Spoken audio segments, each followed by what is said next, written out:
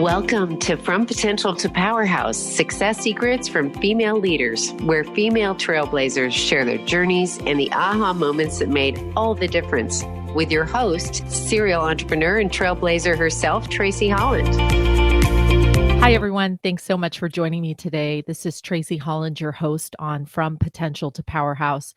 Today, we're going to have a conversation with Annie McAdams. You may have seen Annie recently on 60 Minutes.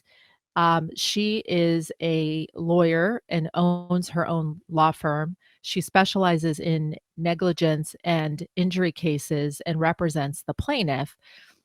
Annie McAdams is going to share with you what I think is going to be the reason of why you know her name. She is waging a legal battle against Facebook and other tech companies such as Salesforce and Instagram for the sex trafficking of minors.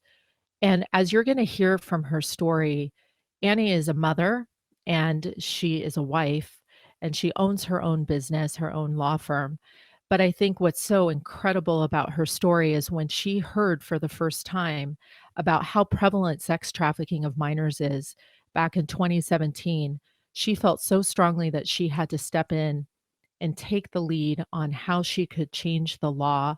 Section 230, which states that internet companies are not liable for what their users post.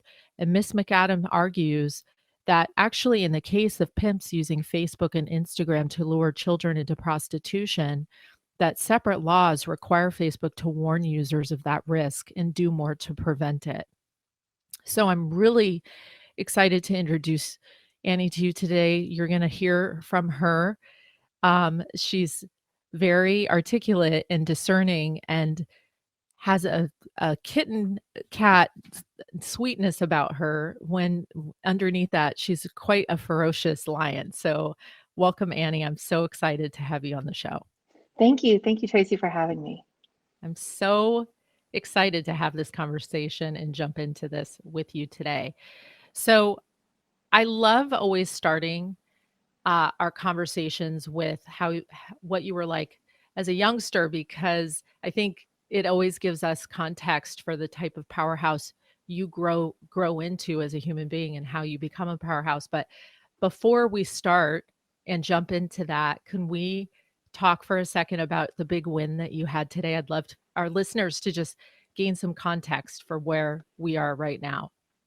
Thank you. I'll tell you, it's really interesting that we're having this conversation today.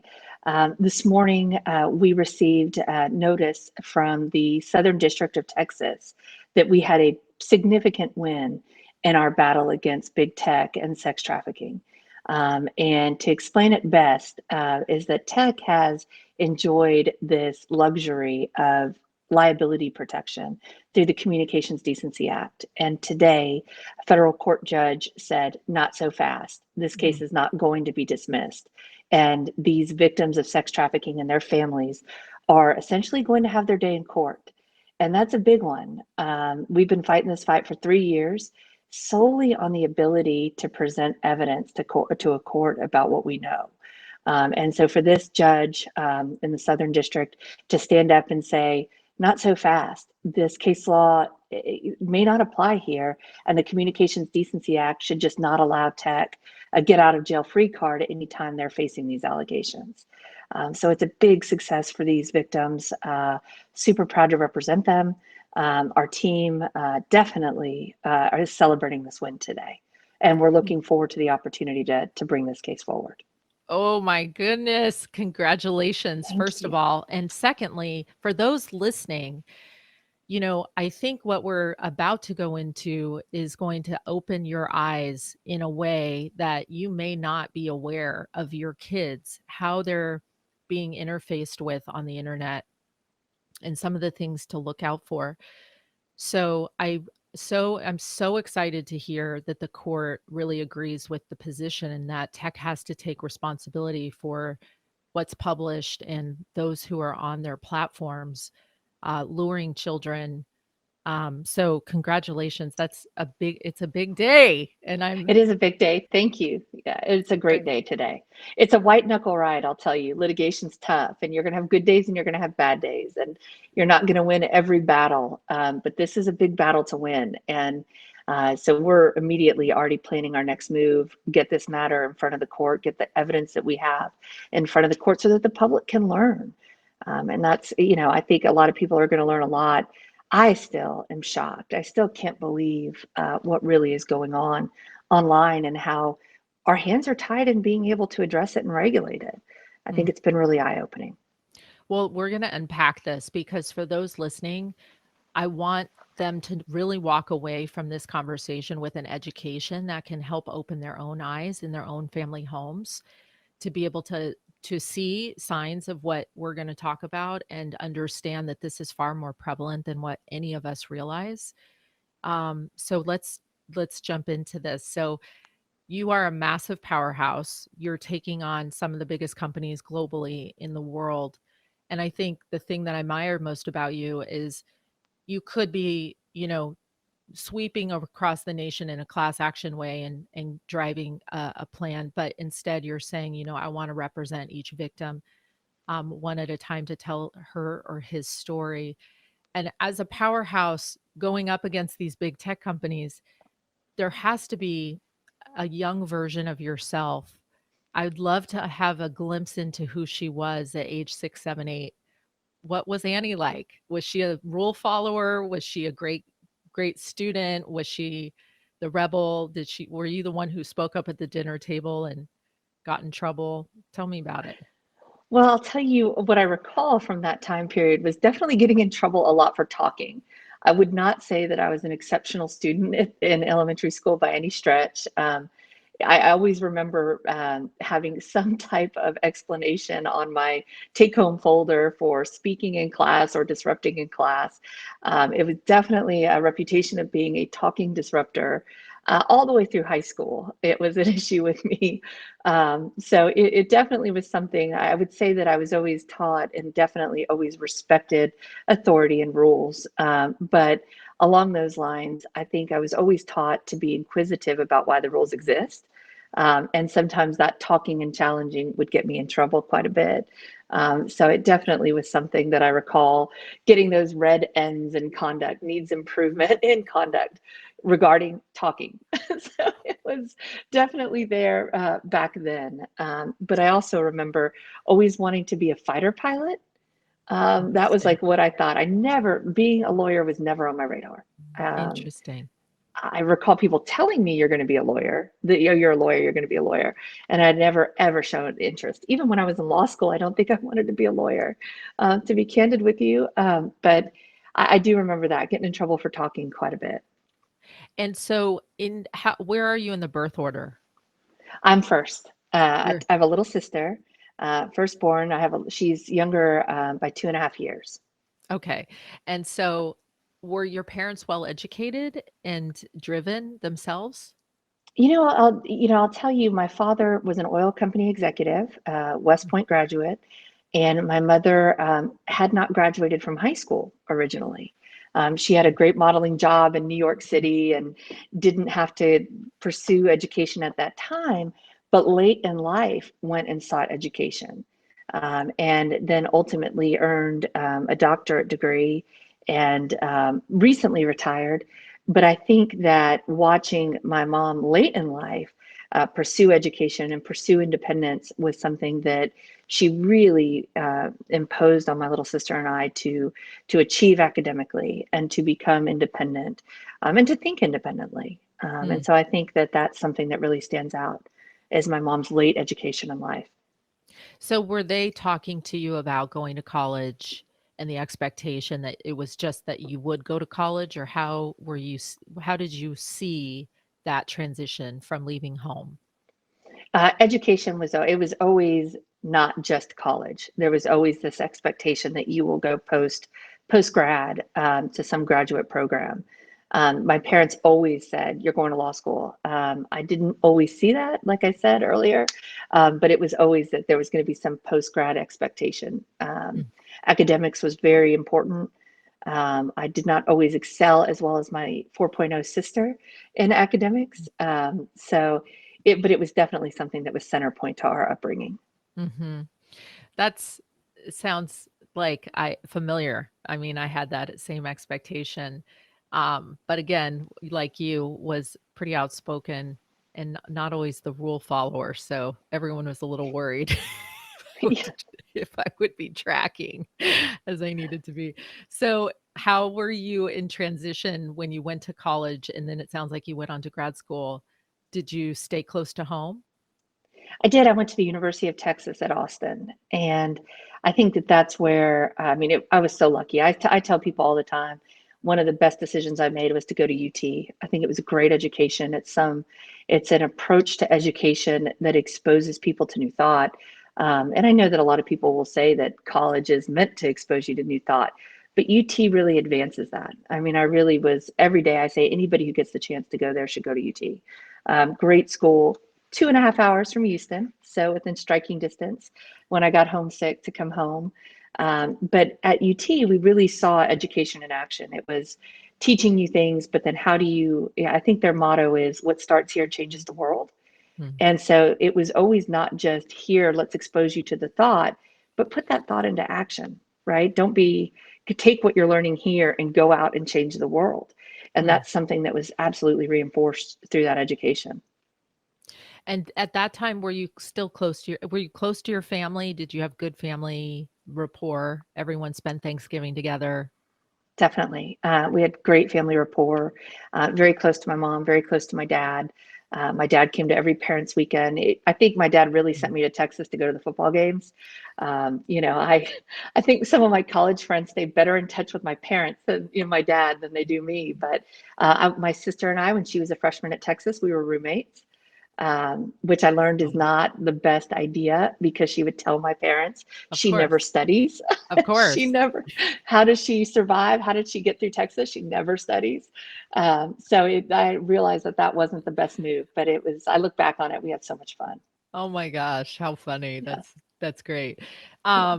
So at that point, what motivated you, do you think?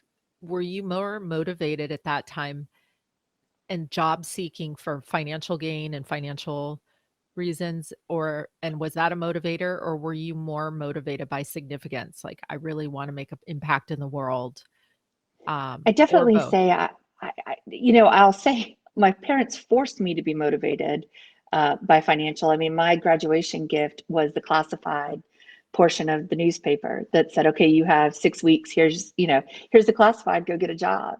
There was no offer to go travel in Europe. It was, okay, you're through undergrad, go get a job. But I will tell you, the eyes were not on law school. My parents at that time still were pushing law school. I was interested in, social services, Peace Corps work, anything that I Mm, could do to rebel against a suit and high heels every day. It just wasn't even on my radar at that time. So it was, for me, how could I design some kind of, I do have a degree in social work.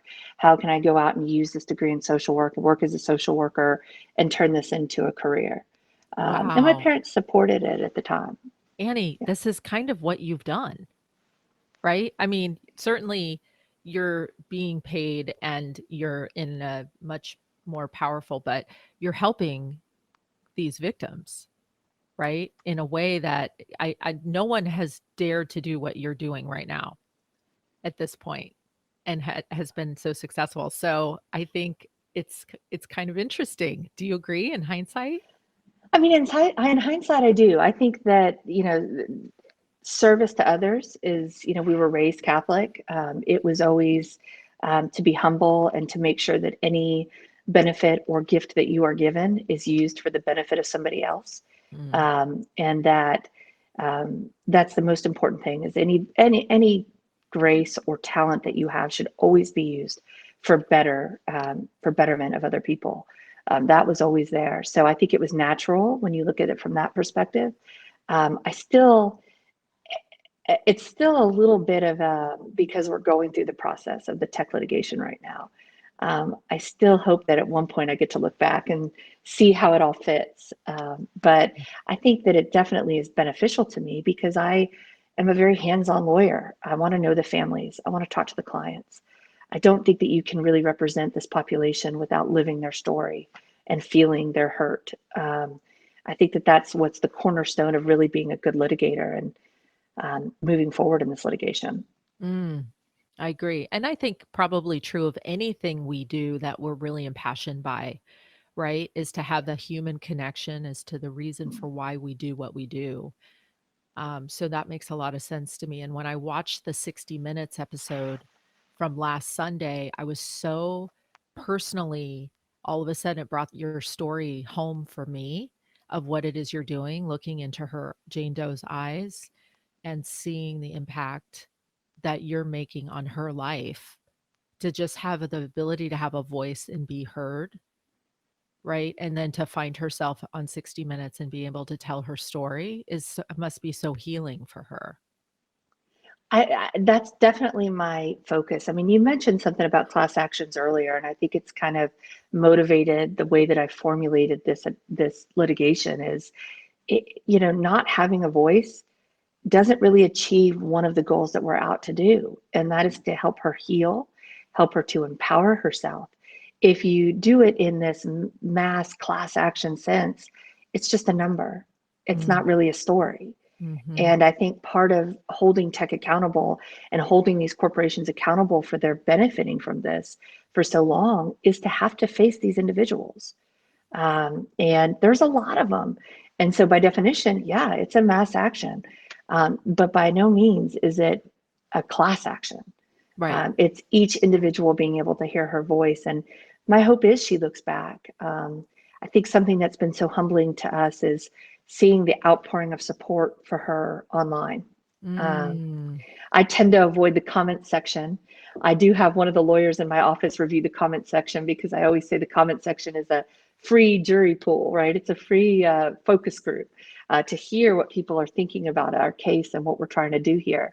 But the outpouring of support for Jane Doe was humbling. Mm. I have goose skin for a few different reasons.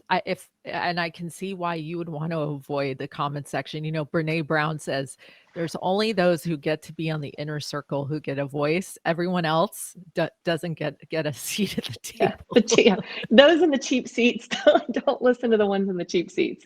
It is something that I have had to develop, through this process of, I always say I'm the anti-media lawyer. No offense to everything that you're doing. I resist it. I resist the attention, which I know sounds very strange. I don't like birthdays. I don't like, any of that. Even when I was a kid, I didn't want to have a birthday party. So to now have to deal with 60 Minutes and the New York Times, it's been an experience. Well, at least you have that. We have that to share too, because I too didn't love birthdays as a kid. So I get you. Good. Good. I so I'm get not the you. only one. I know I didn't. So you're married now. Did you meet your husband in college or where did you connect? I did. He's actually a little bit younger than I am by 2 years. We met at UT, but actually did not date. And we reconnected when I was in law school and dated. He proposed before I graduated from law school, and we got married in 2006. Okay. And then, yeah. And you So have a son together. we do. We had our son in 2011. So he's now 10 and he's totally me. So I feel completely bad for my very introverted, quiet husband that he now has 2 of us in the household that are identical. So it's been great. And seeing my son try to digest this whole process too has been interesting. Oh my gosh, I can't wait to get to dig into that. So talk to me about the transition. So you're in law school. Were you at that point, you mentioned you loved to talk as a kid, but there's a difference between talking and then arguing a case, right? And I think, please help me understand this because I think there's this tenacity that comes with arguing a case, right? And methodical approach and showing the proof. But would you call yourself a combative or confrontational person in general? No, not at all. And I think it's part of my secret weapon. And I'll never forget, there was a lawyer when I was young in practice who told his younger associate, don't trust that smile. She'll get you. She's paying attention. And so I think it's been to my benefit that I'm not naturally confrontational. I'm just not, but I do think that something that helps in this confrontation is just having a chip on your shoulder to some degree. I live and thrive in being underestimated. It is something that motivates me.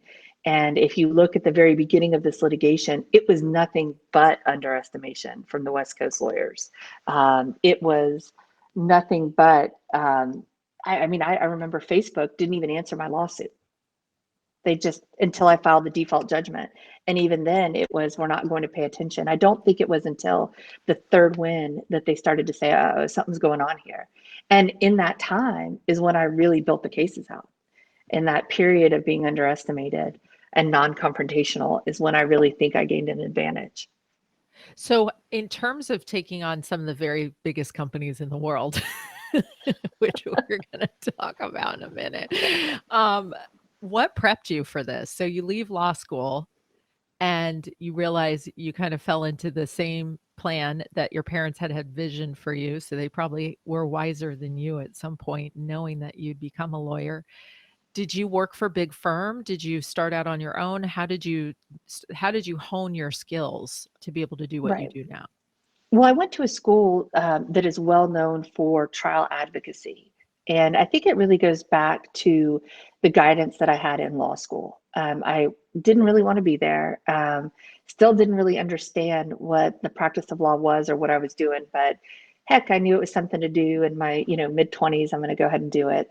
And I got called on in class completely unprepared. I'll never forget, it was torts, first semester, Professor Shelby Moore, who I owe so much gratitude towards, because she really, truly, if I look at one point that changed the course of becoming a litigator for victims, it was that moment, because I stood up in the back of the class, had to recite on a dog bite child negligence case, that children can't be negligent in their actions, and fumbled through it for what I thought. And she said, "Can you stay after class, Miss McAdams?" And the whole class is like, "Oh my goodness." And I stayed thinking, I'm about to get ripped. You're not supposed to be here. You're unprepared. Stop wasting my time. Instead, she took me down to meet the dean of the school that manages the trial advocacy program. And I think the conversation was, I think I just met, and I don't want to cuss, but I think I just met the biggest BSer that I've ever seen. To some extent, it was like she just off the cuff recited on something that I knew she didn't know about. And I met the dean that manages this advocacy program. And that's when a light kind of went off, like, oh, I like this moot court stuff. I like this courtroom stuff. And it was through that program that I thought, okay, something, there's something to this, that I like this courtroom, this fast paced, think on your feet, argument style that really appealed to me, and was really lucky to participate in it. So when graduation came, true rage against the machine fashion, was going to be a criminal defense lawyer.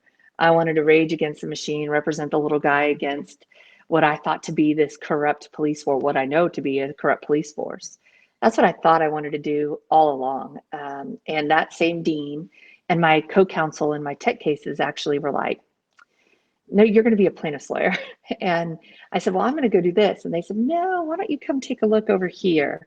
And I clerked at some pretty significant plaintiff personal injury firms that have a nationwide presence, and summered and clerked there, and then took a job with one of the oldest plaintiff firms, who was woman-led at the time. And it was only through their guidance that I ended up as a plaintiff's lawyer, really. I still say that I'm going to retire and do criminal defense work, because I think that that's truly the Lord's work, is when you're in there working with people. But it's very, very similar to what we're doing right now. Working with the voiceless and being able to do it. Brian Stevenson in Alabama is like my idol. He doesn't know it, but I can watch True Justice on HBO over and over and over, because I just think he is the greatest thing. Well, we have to have a reunion with him on. How fun would that be? I know.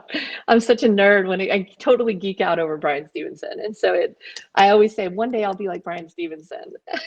I love that. Oh my gosh. So then it sounds like, I think if we could, I'd love to jump to 2017 when you were, doing personal injury cases. I read it somewhere on one that you were following a case or on a case where a coffin went down the river. I was like, Annie, Horrified. what's going on here? Okay.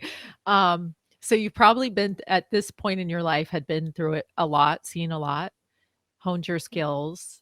Did you have at that time a network of mentors or professionals that you relied on at that stage who coached you that you leaned on, or how did you have support? I really do think that one of the greatest gifts to me as a young lawyer was having a female litigator as a direct boss, as the direct shot caller. In this Powerhouse, she wasn't one necessarily for being out in the public, but she was always in my ear about the steady stream of encouragement of, you know, um, you are smarter than any lawyer out there. Doesn't matter what firm that you're from. I mean, she'd be in my ear about that. But she'd also be in my ear about some real world practical advice for females in law. She'd say, I'd say, well, he thinks I'm so smart. No, he doesn't think you're smart. He's trying, there's always this presence there that I don't think is common in the plaintiff's litigation world. It's not common to have a female lead. It's not common to have female mentorship. If I look around, even now, people that I looked up to and studied their work, they're all men. There really wasn't female. There was Jan Fox was a fantastic female attorney, is a fantastic female attorney to look up to. But I really do think if you say what's different about me compared to other female litigators, it was having someone like Steelman in my ear constantly without, ego, trying to advance me and trying to really push me forward. I look sometimes now at other female litigators that are out there. Those guys are not going to give them the shot. They're not going to give them first share. It really is, I think, the difference for me having that female push me forward without ego on her behalf. Made a difference. I can't wait to dig into this because this is really the meat of what I think we are all going to be watching you over the next, hopefully it won't take a decade, but it could potentially, right? Yes. I mean, yes. So jump us back to 2017 when you're in your office and you were first introduced to this idea that sex traffickers targeted their victims on social media platforms like Instagram and Facebook. Walk us through that. Sure. I mean, I had no idea what sex trafficking was in 2017. I knew that I had heard the term. I had an idea. If you had asked me back then, I would have said that has to do with international, bringing people in internationally and spas, maybe, right? That was what I thought sex trafficking and human trafficking was. And I had a former law school mock trial coach. So that program that was training me so well actually came over, and she had been working with some of these victims in the criminal defense capacity and said, hey, I think you need to take a look at these cases. I think that there's this law that was passed in Texas in 2009, and it allows for victims to look at corporate responsibility and corporate roles that are being played in sex trafficking and human trafficking. And I said, I don't have time. I mean, I said, no, I don't have time for this. I had a successful trial practice, had just finished purchasing my previous firm. And I just said, no, I wasn't listening. And they, credit to this team and some of these other defense lawyers who were representing these victims. They just kept saying, look at this file. Look at what this is. And I really applaud Congress and the legislature because that's who planted the seeds. I mean, in order to fight something like this, it's not just the Johns, it's not just the pimps or the traffickers, not the sex buyers. There is some other role here in order for it to hit the kind of numbers that it has. And the legislature and Congress looked at it and said, in order to really beat sex trafficking, we have to go beyond just the pimps and the sex buyers. We have to go beyond that.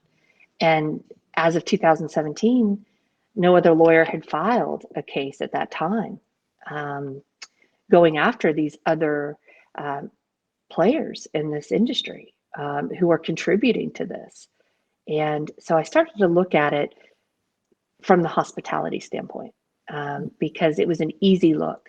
We have these hotels where these children are taken, or these victims are taken as adults, and it's obvious signs. It's multiple Johns going into a room, turning down housekeeping, traffickers having 4 or 5 rooms with 4 or 5 different people in each room. It's the obvious signs. I think the hotels were an obvious and easy target to me starting out. After I started looking at these cases, I started to, I'll never forget the date. It was May 18th, 2017. I was almost, I wouldn't say I was a little bit frustrated. I said, really, do I have to go do, is this something I really have to go do? But I felt this nagging feeling that said, I have to do it. I have to step into this realm and look at these cases a little bit more serious. And I have to share with you, it wasn't necessarily that I had this anti-sex trafficking passion, because I still don't think I really appreciated what it was at the time.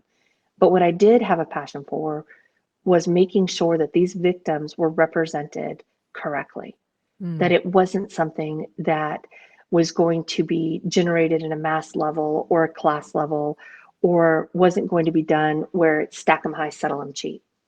And I had some really strong opinions about how some of my colleagues operated their business. And I think I was more motivated with that chip on my shoulder to say, I got to get in front of them. I know that they're going to do this. I know that they're going to see this statute like I did. I know that they're going to see these victims.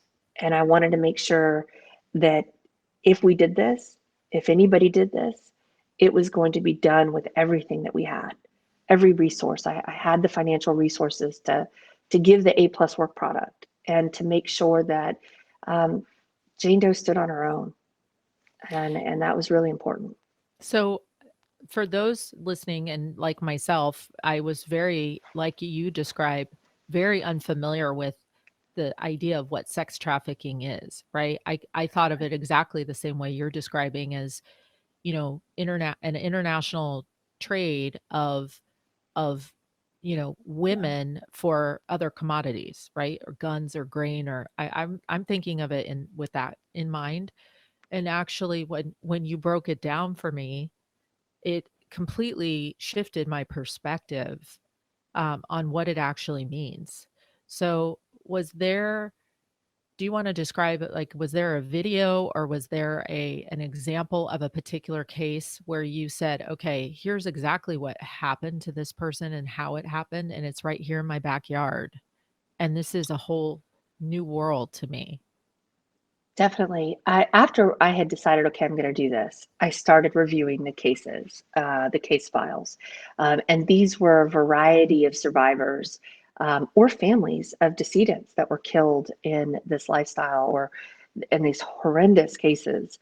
And I started just studying them and looking at them. And this type of exploitation, sexual exploitation, there is no ethnic boundary. There is no financial boundary. There is no status boundary.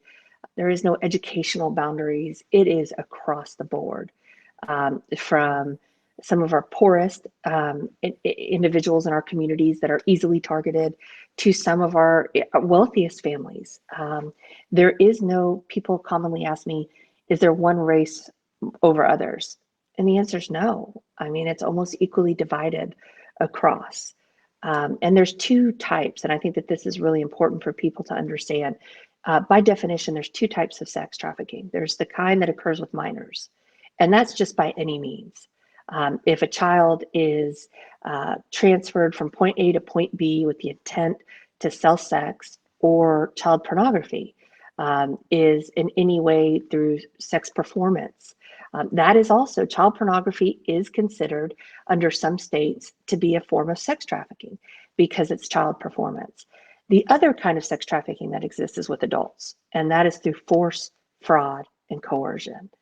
And, I had to divorce myself from the idea that force is the typical beat them to do this. Sometimes force is threatening families. Sometimes fraud is I'm your boyfriend, and this is what lovers do. This is if you love me, this is what you do. Or coercion. I'm going to take your documents from you. I'm going to take your driver's license from you, and you can't leave me. You're not going to get your documents back. So with adults, it's force, fraud, and coercion. And so I really had to understand that, and it was really challenging for me to understand and challenge my notions of prostitution. And so I was so far behind the rest of the sex trafficking community, and quite honestly, Congress and the legislature, when understanding the dynamics of what sex trafficking is. I think very early on, I realized there's no boundaries here.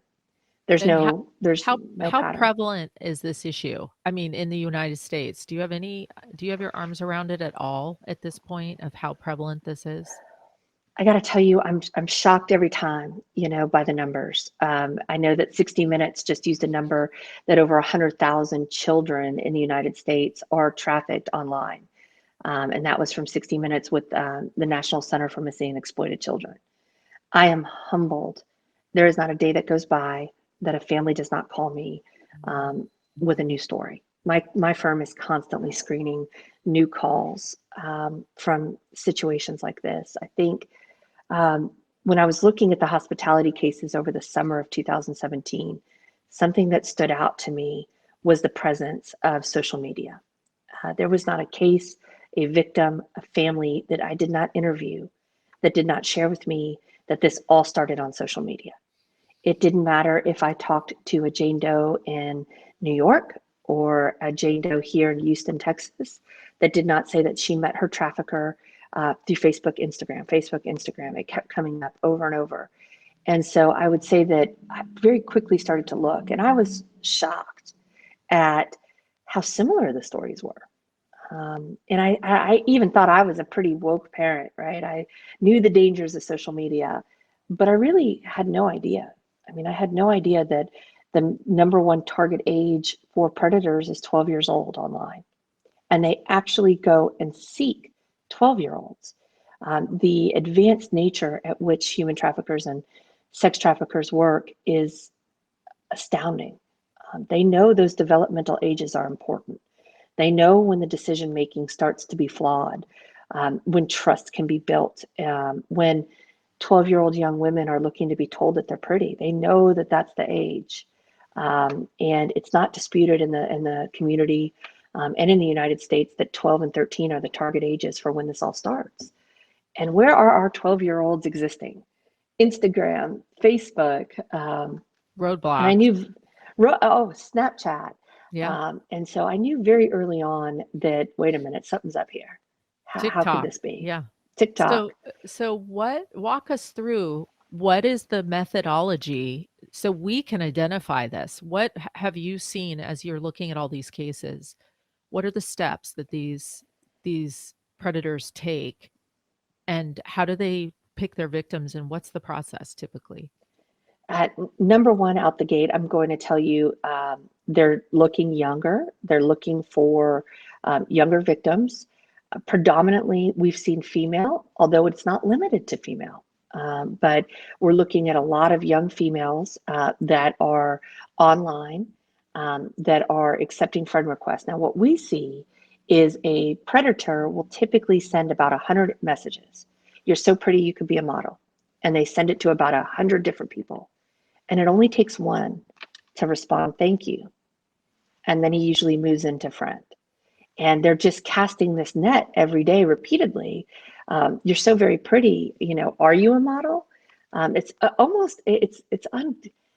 They're always asking this model term, which is really, when you start to look at the TikTok, Instagram culture, is all based around this model-esque type conduct. And are you, you could be a star. I mean, it sounds so ridiculous, but to a 12-year-old getting a compliment, that's where we see the initial move in. What's so alarming is you kind of mentioned, what could a parent do? I hate to sound so ridiculous and unreasonable, but it really is. At this point, the way that social media is, our kids should not be using social media. And look, I'm guilty. My kid's on TikTok. He's on Instagram, especially now with COVID. The way that they kept in touch with each other was Facebook Kids. And I still let him, I'm guilty of still allowing my child.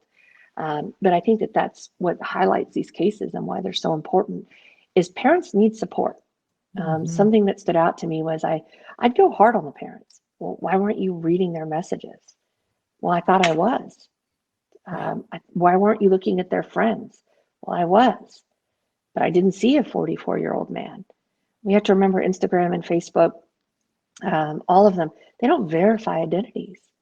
You don't have verified identities, so they could be whoever they want when they're interacting with a minor child. There are no restrictions in how adults interact with children. So I wish that I could give tips to the listeners about how to protect your children online, but I can't because there is no way for you to be watching everything that they do at all times. It's impossible. And that's what you're here to stop or change, right? Absolutely. So walk us through. So she gets a message and she friends the person who says you're so pretty, and she's flattered. I have a 12-year-old girl, and she is in that awkward stage of not feeling pretty. I think she's gorgeous, but she's between a girl and a young woman, and she's very much seeking outside feedback about how she looks, how her body looks, how she looks in clothes. So I'm very attuned to the openness of 12-year-old girls, especially looking for that validation. So she receives it. You're so pretty. What do you see happen next? It's a grooming stage is the official term for it. It's striking how patient these predators are. They will spend years sometimes building that trust, coming back in. How was school today? Oh, you look so pretty today. I love that picture. Where did you go on vacation? And sometimes we see extended periods of communications, truly over years. They're just having these casual conversations with these children to build that trust, to build that rapport. Can I be your boyfriend? Sometimes they ask very early on, I'd be so lucky to be your boyfriend. And who doesn't want to come home from school and you've had a bad day and hear how pretty and talk to your boyfriend, who may or may not be who you think they are. There are times where we see the relationships advance so much that they do know who it is at some point, but they don't know that it's wrong because this is somebody who makes me feel good about myself. And they'll sometimes not recognize stranger danger.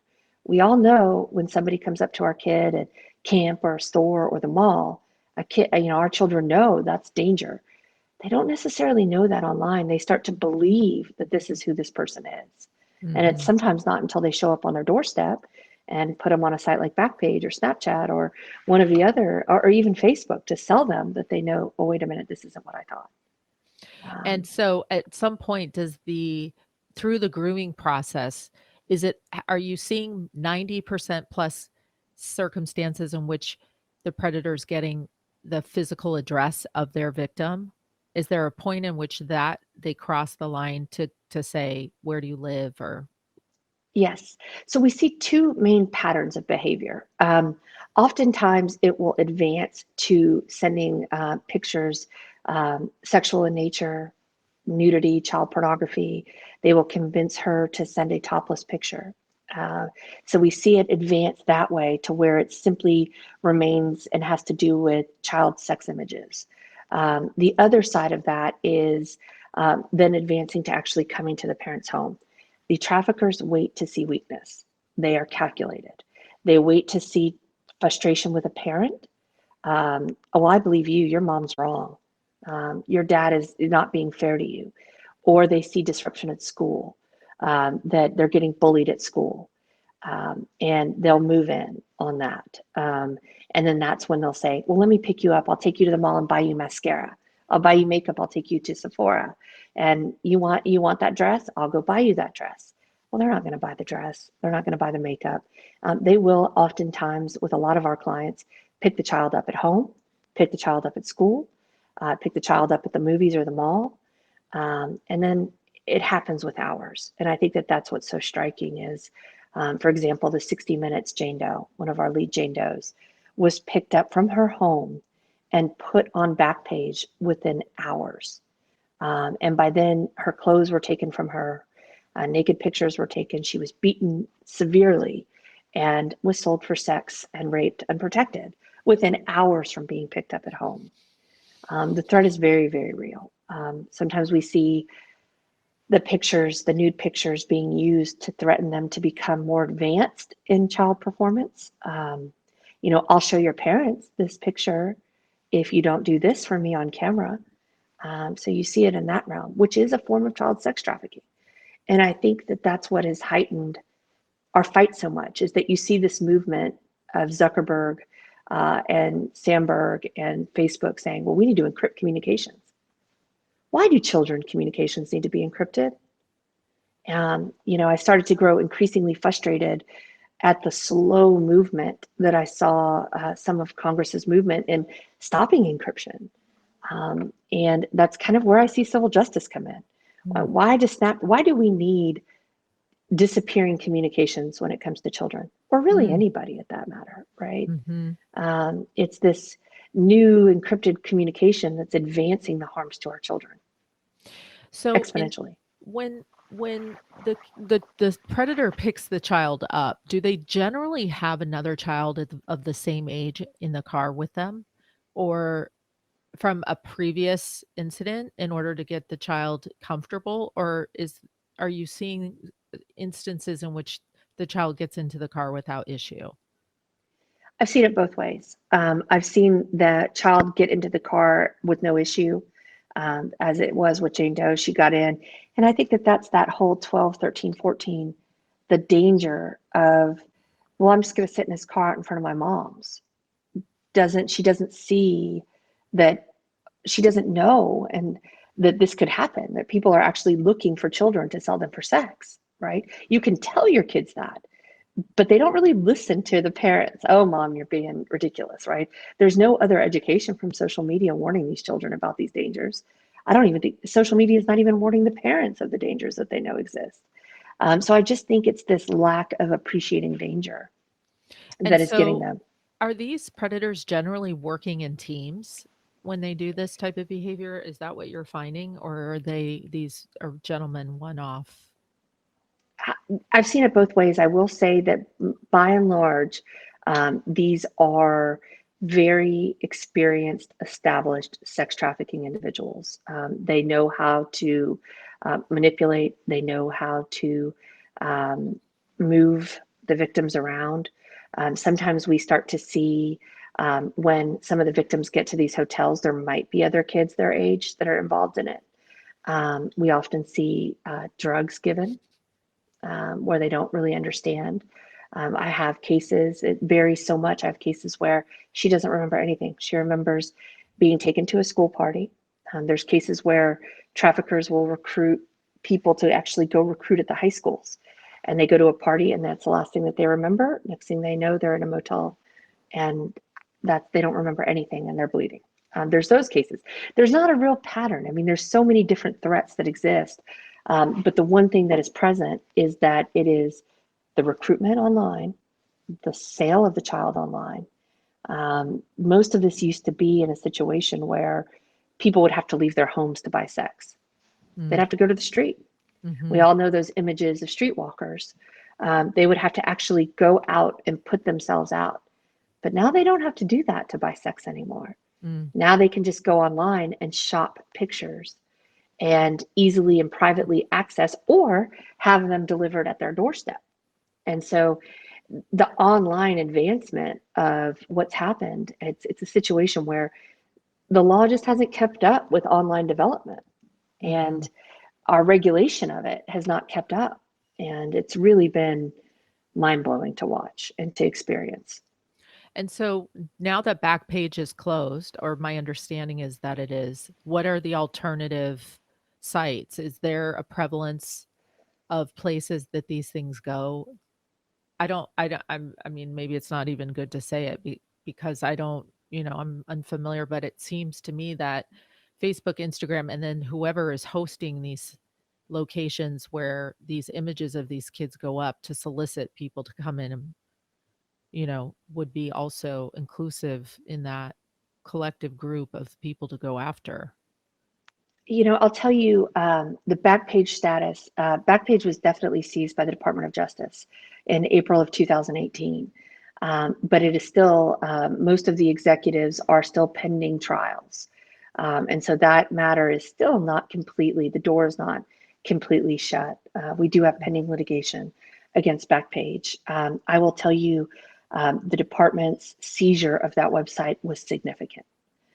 It definitely slowed down the easy sale. It was definitely the hub of human trafficking and prostitution, without a doubt.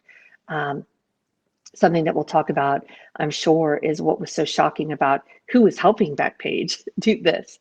Backpage didn't exist in a vacuum. There were other tech companies that were supporting and teaching them how to market and to operate, which was really eye-opening. But there were copycat sites that popped up almost instantaneously. And you mentioned, well, who's hosting them, right? Mm-hmm. So most of these sites have moved off into Europe, but are still being able to function. You see Craigslist. Craigslist almost immediately pulled down their adult section site. But what's so troubling to me about Craigslist is they're still operating those sites internationally. So they may say, well, we don't have them in the United States, and you can still find it on Craigslist, but you have to look for it. And it's so troubling to me that if a company like Craigslist is going to tell the public, and I think their statement was, the Communications Decency Act, or justice is being exploited and we're at risk, so we're going to shut down the United States. No, you need to shut it down internationally. You need to take responsibility for the sale of sex internationally, not just here, because it still is prevalent. I'll never forget an early conversation in this litigation. Craigslist lawyer said, well, my client's not like Backpage. And I was like, you're right. I think they're worse. Wow. I don't think that they're any different. I don't think they're any different. So Annie, with these victims, after this horrific experience happens for a day, 2 days, however long this lasts, what does the trafficker do with the kid? Do they leave them at the hotel? Do they disappear? Do they resurface? What happens from that point to the time they get to you? So, there are several different versions. Sometimes they're just left at the hotel. Sometimes they are left on the side of the highway. Sometimes they are taken across state lines and they continue to perpetuate, and the child is just never returned. And oftentimes they're killed. I have a lot of families that children have been killed in the hands of traffickers, time and time again. And, sometimes these children, I will tell you, even if it's a very short time frame, these children are never the same. There is a hollowness in their eyes when they look at me, and a blankness that exists, even if it's a short period of time to a long period of time. Sex has been ruined. Relationships have been ruined. There oftentimes are not intervention therapies. We are not well funded in the human trafficking realm for intervention.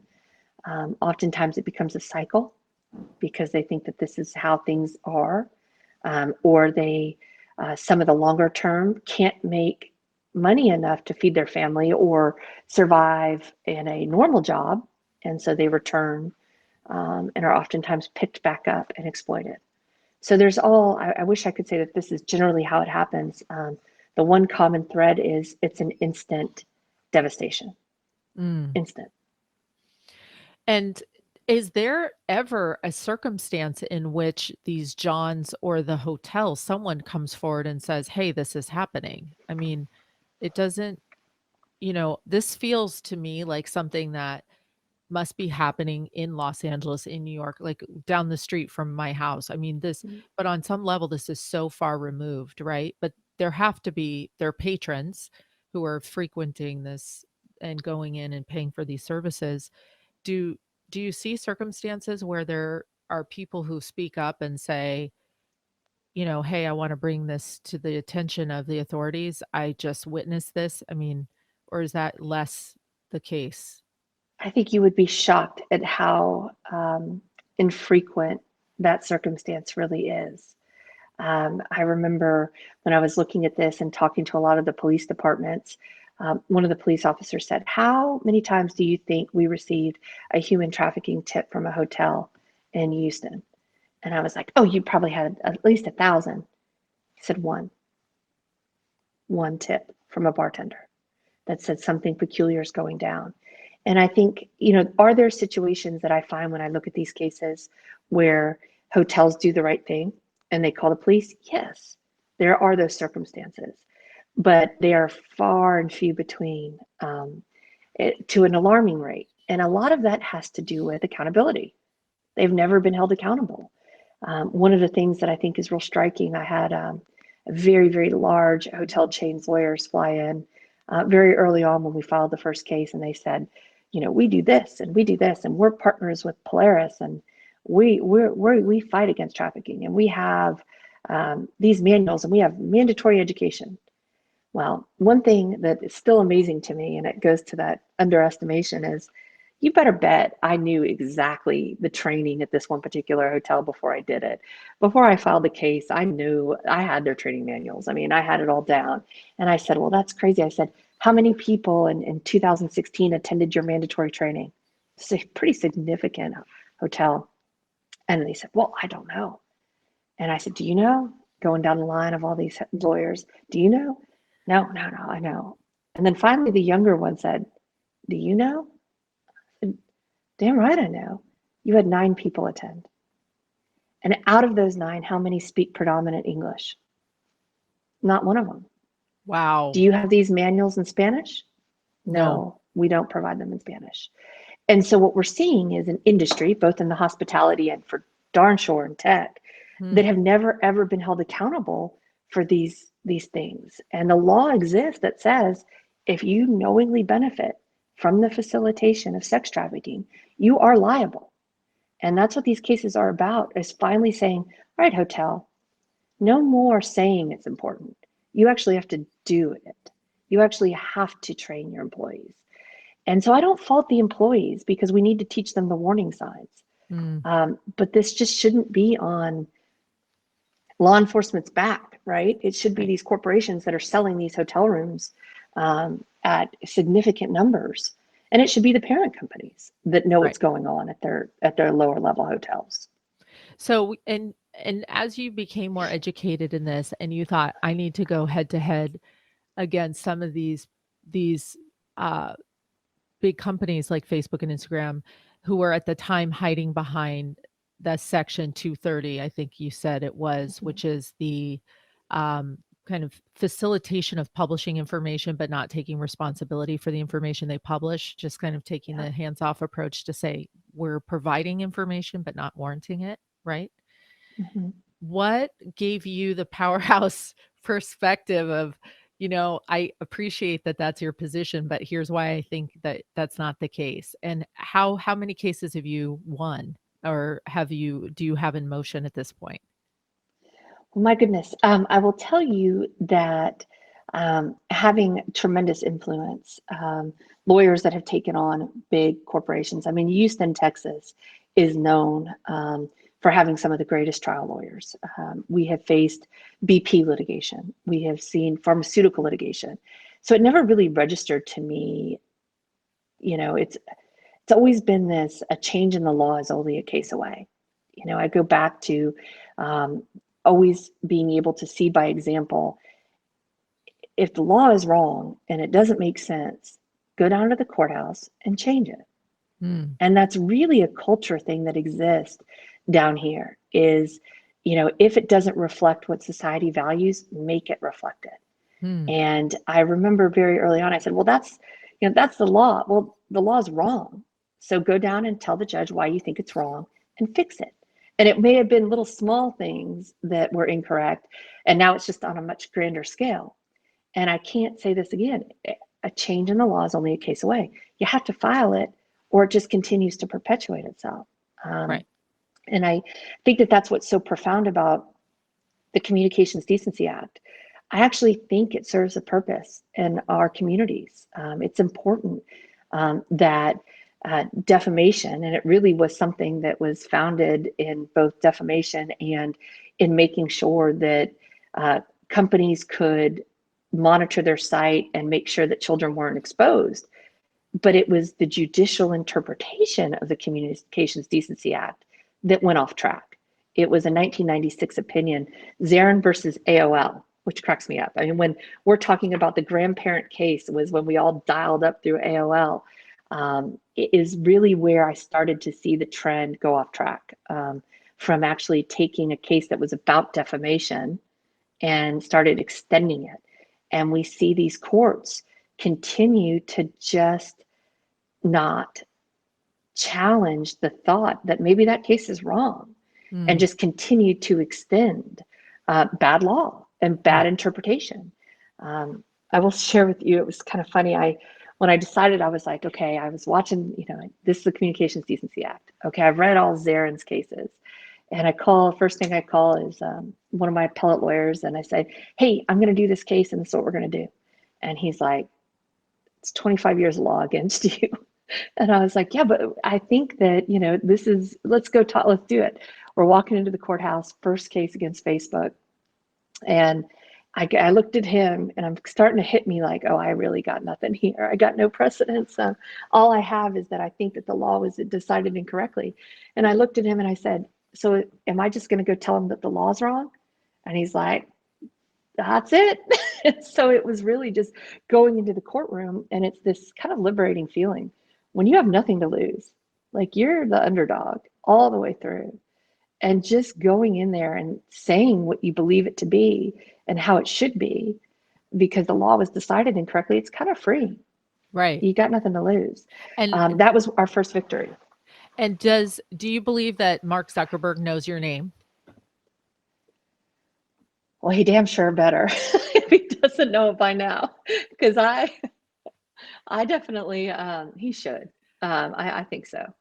And so do you ever wake up in the middle of the night in a cold sweat and think, this is you are taking on a couple of big Goliaths here to change the way the world is working in such a positive way. And yet there are these large companies who are clearly profiting and benefiting from the way things have been, right? I don't. I think I don't. And that's a question I got asked early on, like, are you scared? You're taking on and I was like, scared of what?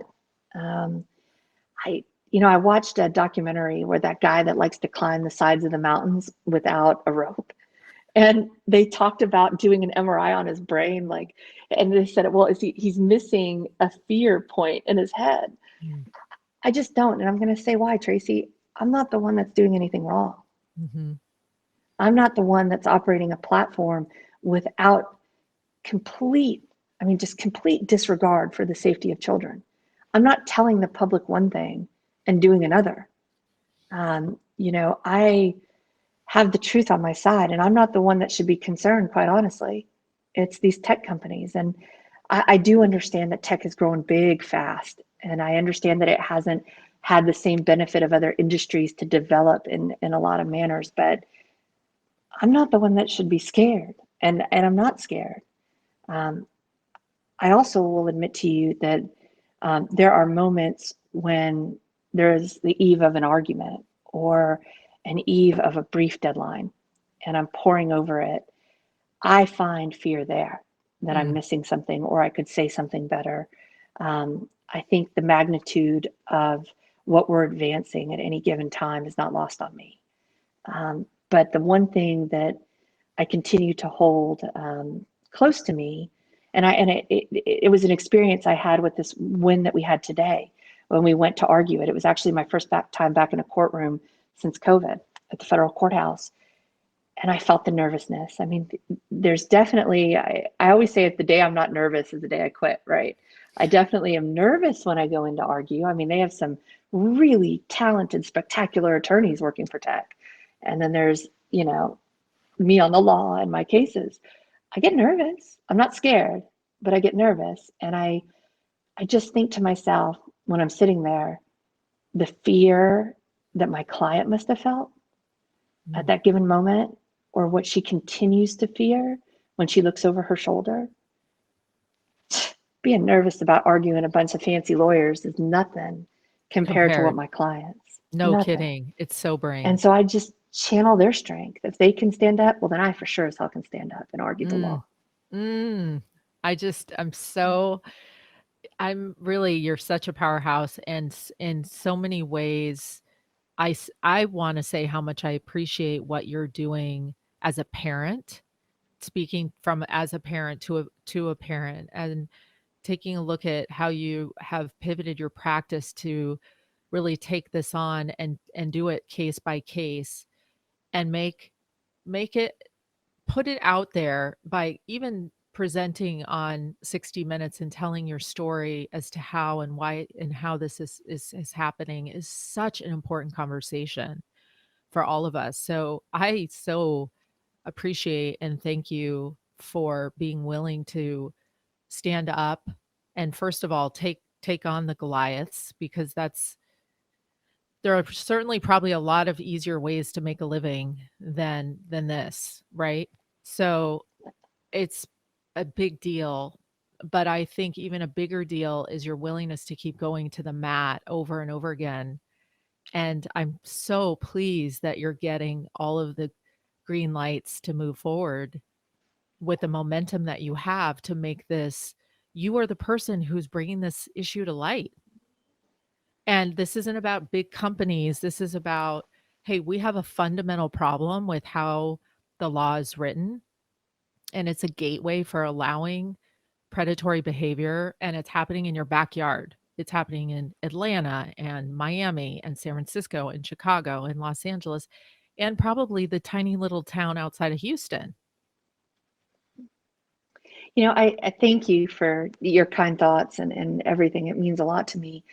But I have to tell you, I'm really don't deserve much of the credit at this point. I simply am standing on the shoulders of the workers that have dedicated their lives to anti-sex trafficking efforts, the law enforcement who's been out there fighting this, underfunded, overwhelmed, nowhere to put these victims once they're recovered, the families that have gone to Congress, gone to Texas state legislature to get these laws passed. I mean, the amount of work that went through from these true warriors. I mean, these people who have seen this vision. I'm simply the one that came in at the very end and has picked up the tool that they have put their life's work into. Sometimes I get asked, well, do you get stressed about these clients? Look, I've represented catastrophically injured clients, burn victims, people who've been killed horribly. That I can handle.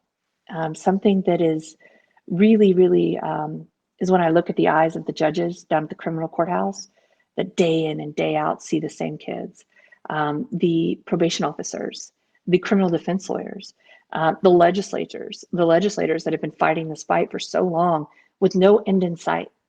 There's been no change. There's just this constant fight. And there was never, ever a glimmer of hope that this might actually change. And that's where the pressure comes from. It's not, That's right. not handling big cases or, fighting these tech dudes. That's not it at all. Right. The pressure Right. is honoring the work that came before. So I appreciate you telling me that, but really, truly, the case doesn't belong to me.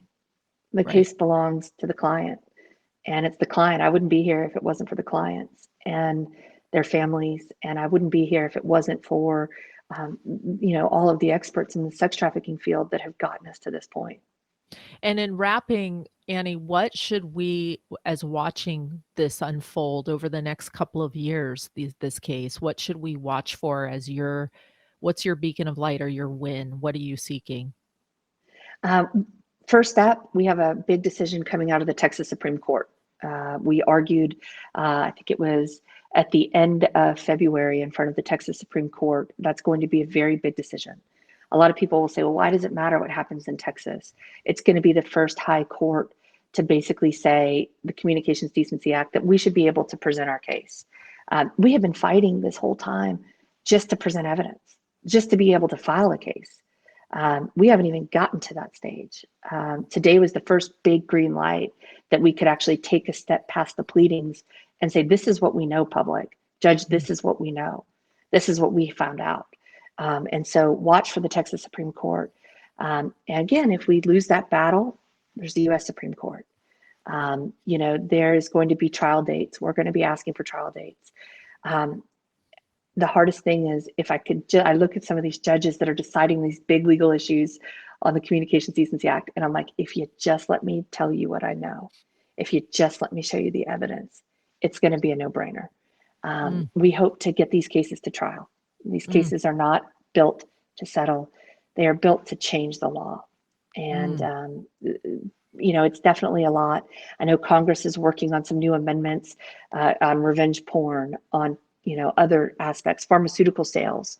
But let's watch that Texas Supreme Court. Hopefully we'll be out by the summer, and keep an eye on some of our other cases for trial. Wow. Thank you so much. We're all rooting for you and for the storytelling that needs to, the healing, right? The thing that all of us are educating ourselves on, and how prevalent this is. And so I just really applaud you, and I appreciate your work and your powerhouse stance and how you're willing to just take it on. Thank So you. I'm Thank honored. you. Thank you so much for joining us today. Thank you for tuning in to From Potential to Powerhouse, Success Secrets from Female Leaders with your host, Tracy Holland.